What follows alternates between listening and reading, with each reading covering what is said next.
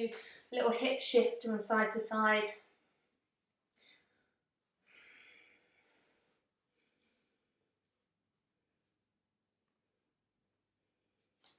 Okay, let's bring the right knee behind the left. So I'm crossing them over behind me. Can you see? I'm just going to rock forwards and back like that.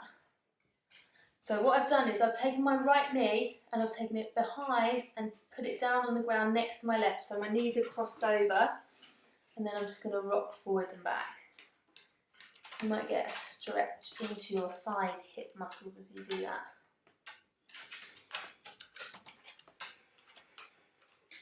Good. And then unwind those legs. And let's do it the other way around. So the left knee lifts, and you take that knee behind the right and place it on the ground. And rock. You don't have to go very far, just easing the body.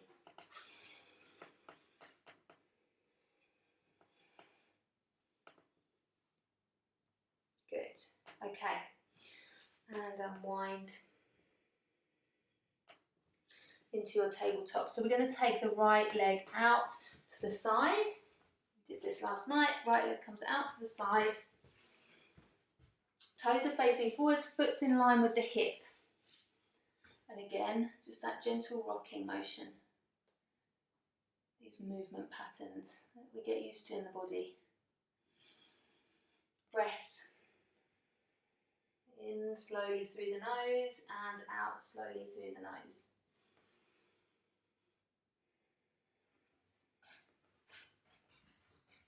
Good.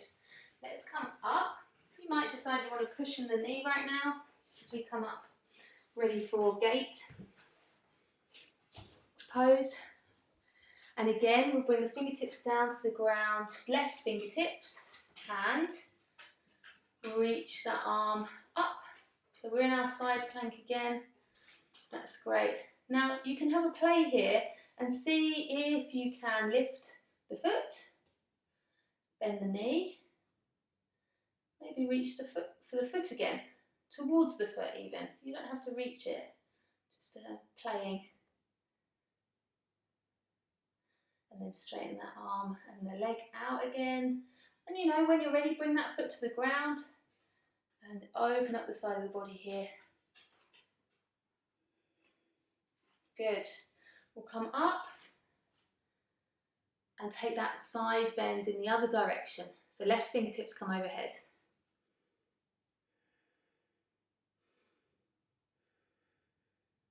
Can you get a sense of the tailbone lengthening? Now you're not jamming it forwards, but if you do that, you might start to feel the stretch running all the way down through that left hip.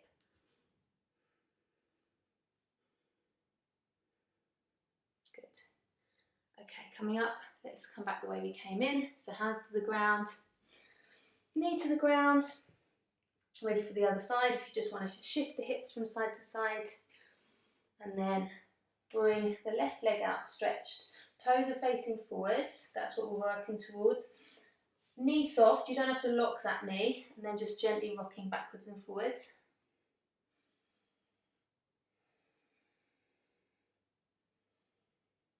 So perhaps you can feel those muscles on the inside of the thighs lighting up.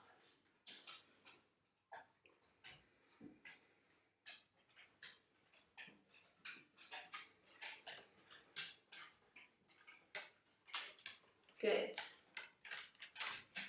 And then slowly we're going to come up.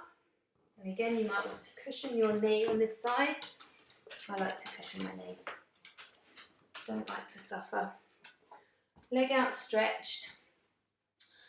The right fingertips come to the ground. So you're finding that same half plank position that we were in before. Just coming into it a different way. So then we can play with lifting the foot, maybe bending the knee, maybe reaching towards the foot. Again, get a sense of that tailbone lengthening so that you get the stretch across the front of the hip. So we're not doing a back bend into the lower back. And then we'll get the stretch into the hip. Good. When you're ready, you can straighten that leg out. Bring the arm overhead. Bring the foot to the floor whenever you're ready. Enjoy that stretch across the side of the body. Good, and then we'll come all the way back up. Nice, lovely. Take that side bend the other way.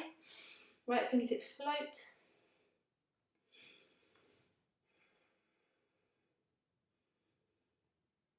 Breath soft.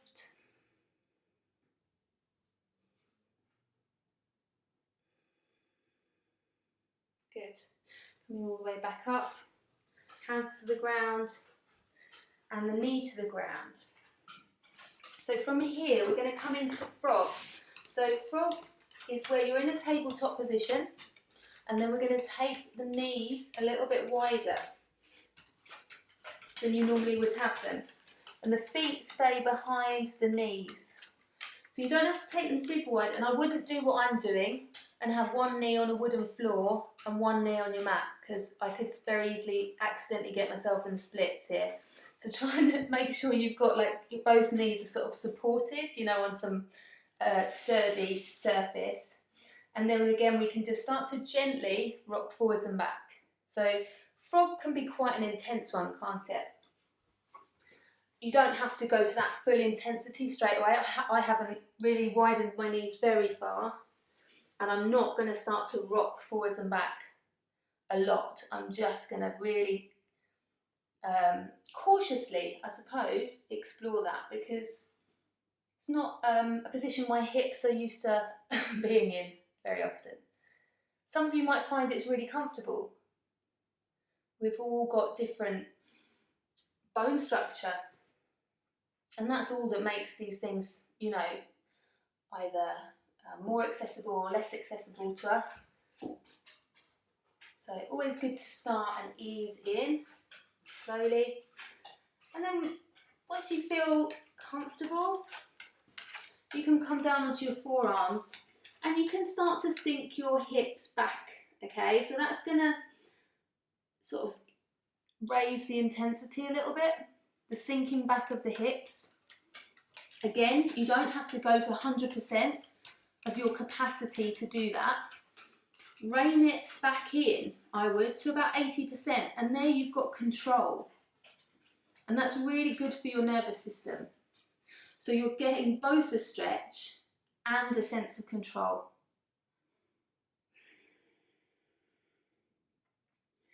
As with all these poses, just check in with all the other areas of the body that perhaps might have tensed up. See if you can soften your shoulders and your jaw and your neck.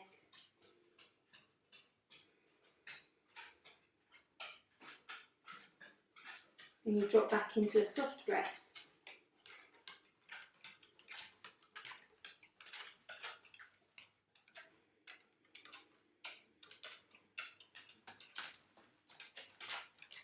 Good. Let's slowly come back out. So hands come to the ground, and you're really bringing all your weight into your hands so that you can lift the knees off the ground and draw them back in. Nice and careful. That's it. Good. Let's take a resting child's pose. So just find your way into a comfortable resting pose.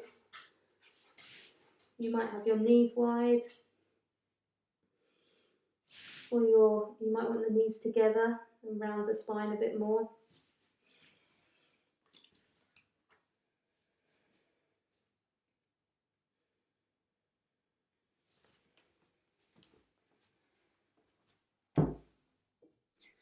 Get a sense of the ground beneath you here.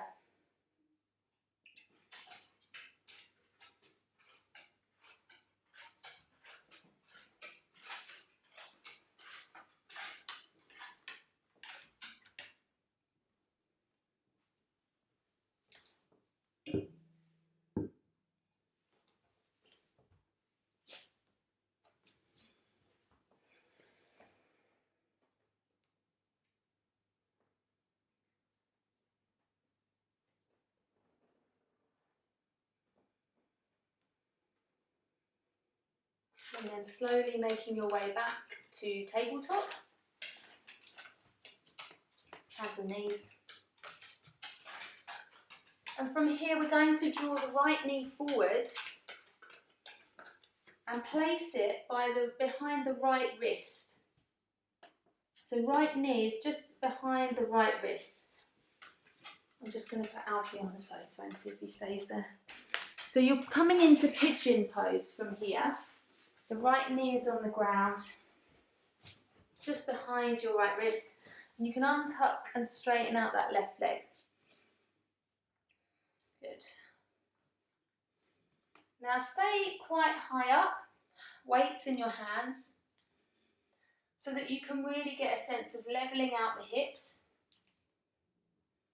and lengthening the spine. Think about what shape your spine is in right now. Does your spine have room here? So you've got a lot of weight in your hands, so you're not putting all of the weight onto your hips. You don't need to do that. Again, you're just easing into and working on lengthening the spine with each inhale, lifting the crown of the head,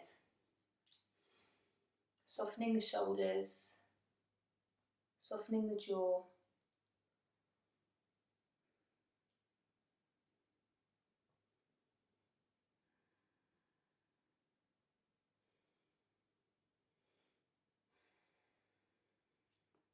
And then tuck that back toe under and come back into tabletop. Good. Left side, knee comes forwards, left knee. And so as the knee places down, it's like your calf is going, your shin, is going diagonally across the mat. So that's internal hip rotation, that move. Doesn't matter how much, it doesn't have to be diagonal. It could be closer, coming closer into sort of your groin, because that might be more comfortable for you. Some people can get their feet across like horizontally, but I certainly cannot do that. I think you'd have to have quite flexible hips. So maybe that's you, or maybe you're just sort of more tucked in, and that's okay too. But keep the weight in the hands, remember, so you can level out your hips.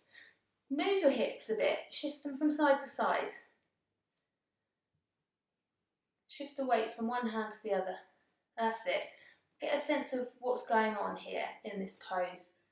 Where are your two hip bones, those front ones? And then see if you can sort of find some equality. And think about the lower back. Does it feel spacious? And then the back, the spine lifting out of the lower back, all the way up through the back of the neck to the crown of the head. Can you lift the crown of the head? That's lovely. There you go. Creating a little bit of space here. We don't need to collapse onto those hips. We've got a lot of control. Strong arms supporting us. And the spine is comfortable, shoulders comfortable, relaxed, hopefully. Good. Okay, so then we tuck that back toe and you can just slowly make your way back into tabletop. From tabletop, we're going to tuck the toes. We're going to come into a little crouch. So we did a little bit of seated squats yesterday. So now sort of thinking about that shape without the bum on the floor. So you've got a little bit more weight into the ankles, the knees. So Natalie, just go easy with this. Make sure you feel comfortable, okay? And then we're going to take the feet a bit wider. So you can use your hands against the ground or not. You can have a play into your full squat or sort of a wide-legged squat. So maybe your heels come to the ground, maybe they don't. There's like not a right way to do a squat. There's loads of different ways to do it. You know, so there's no right way. It's interesting to see what we come into naturally. And then see if you can move around a bit. You got any kind of control? Can you move? You might need your hands on the ground, that's okay. And just sort of shift a bit. Shift around. There might be points where your heels don't come to the ground, points where they do. Stuff might happen in the hip when the foot comes to the ground. It's like all connected, ankles, knees, hips. Good. Okay, bring the hands behind you. Let's make our way into that seated squat. Here we are, back where we were last night. Same position, really. Hips, knees, ankles, same-ish. Less pressure on the ankles. Okay, we're going to find a little bit of resistance here. Press the hands against the knees. Press the knees into the hands.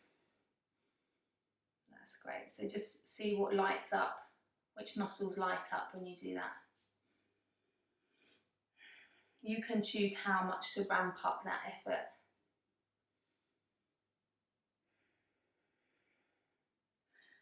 And then hands to the inside, pressing the hands outwards and the knees inwards.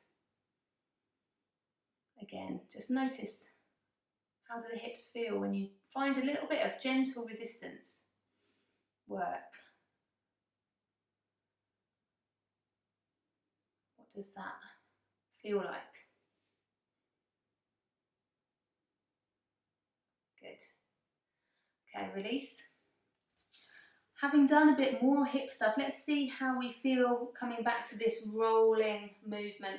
So what we're doing is we're rolling over the feet from a squat, seated squat, into a side seated position. So you can start with your hands behind you and you're really supported, or you can take the hands away. You can take one hand away at a time. You can take both hands away. And then you're really controlling that from your hips and rolling from one side to the other. We're aiming to get really comfortable moving and being in these side-seated positions. When you do it with no hands, you start walking across the room with your bum, so I'll just disappear off screen as I keep doing it.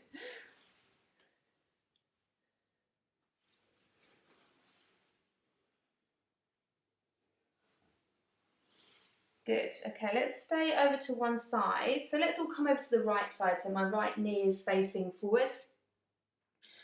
And then I'm just going to take my left hand and reach behind me, so it's like I'm twisting. Just reaching behind me, that's it, good, with your left hand. You feel that into your rib cage and mid-back, okay? And then we'll take that over the other way. So you might have the hands behind you to support you to come over to the other side, or not, and then right hand reaches behind. Good. So let's just do that a couple more times. Rolling over, let's come have a look at you. See if you can find that side-seated position. That's it. And then roll over the feet. Take it to the other side. That's it. There you go. That's it. Fantastic. Let's all come back over to the right, side-seated position. And we're going to just bring the hands onto the hips, get some awareness of what's going on here. So see if you can make this back hip, so that will be your left hip, heavy. It doesn't have to touch the ground, but just make it heavy, that's it. And then we're going to side bend into that left hip and float the right arm overhead.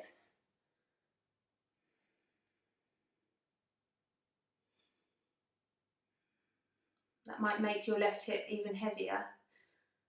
Might get a bit crampy. Okay, and then coming back up. We're going to turn towards the right knee, so that's your front knee, and we're going to just lean over it. So you can find a stretch as you lean over. You can come down as low as you like, forearms maybe, or bring your head down. And you're getting a similar stretch as in pigeon. So if you look at where your leg is and the shape of this leg, it's in the same position that it would be in a pigeon. It's just you're slightly more rolled onto the side, aren't you? You haven't got that equality in the hips.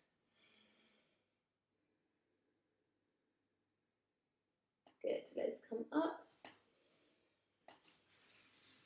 And take it over to the other side. So we're getting really comfortable moving from side to side, aren't we? Loving it. Hands to the hips, drop that right hip down. It doesn't have to touch the ground, but can you make it heavy? Let's take that side bend towards the right. Left arm floats. Good. Oh, a bit crampy in the right hip, maybe. Don't forget to breathe. And then coming up.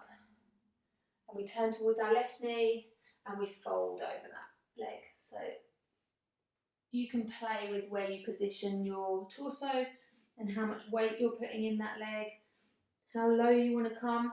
You don't have to come down really low. Sometimes I like to sort of keep it quite high up and just play with where I feel different stretch.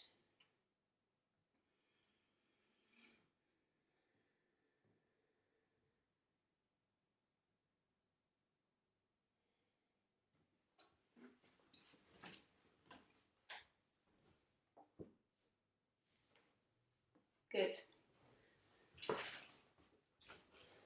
And slowly coming back up. And bring it back to your seated squat position. Bring the hands behind you. And we'll bring the right foot and cross it over the left knee. So into this figure of four position. So you might slide that left foot away. That's okay, you can do that. Show you from the side as well. And then the more intense, the closer the foot is in, the more intense that stretch will probably become. So you can see where you want to have that left foot, how close or how far away. And we've got this hand position that we use in reverse tabletop, so the fingertips are facing forwards. If that's too much on the wrists, you can always spin them. Spin them behind or to the sides. We've got that same shoulder blades coming into the back feeling that we get in reverse tabletop. So we're lifting the chest, lengthening the spine. Good. And then release that foot down and we'll switch. Left foot comes to the right knee.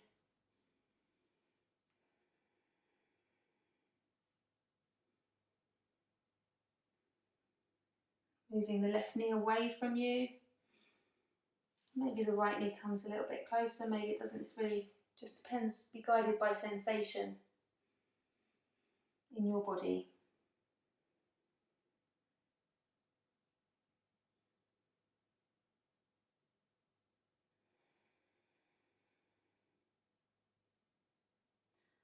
And release. Both feet to the floor. And just take that lift of the chest and lift of the chin. Draw the shoulder blades into the back. Let the breath flood in. And then hug around the knees. And let the spine curve naturally forwards. Drop the head down.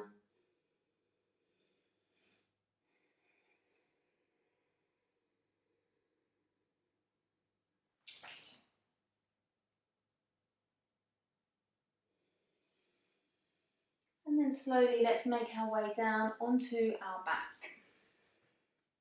So making your way to lying onto the ground.